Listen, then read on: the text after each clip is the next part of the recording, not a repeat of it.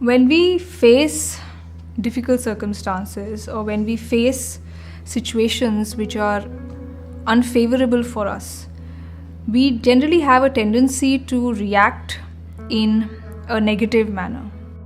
If somebody does something against us, for example, then we consider our ego to have been hit, and just to not lose face, we try to return that person's bad behavior with equally strong bad behavior. So when we face difficult times, when we face testing situations, often our response is based on emotion. Our emotions are extremely high at that moment, and we tend to instantly react based on that emotional, mental situation of ours.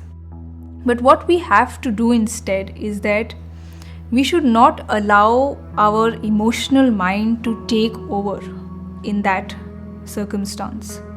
Rather, we should think very rationally.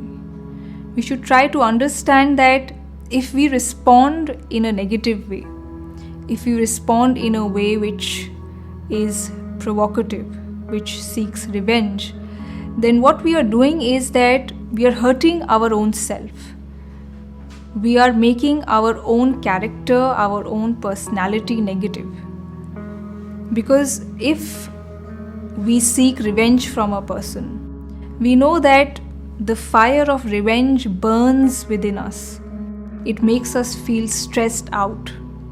We feel that unless we have not responded to that person in the same way, we will not feel content. So the purpose of our life becomes to speak to that person or to deal with that person in the same way or in a tougher way or in a ruder way that he behaved with us.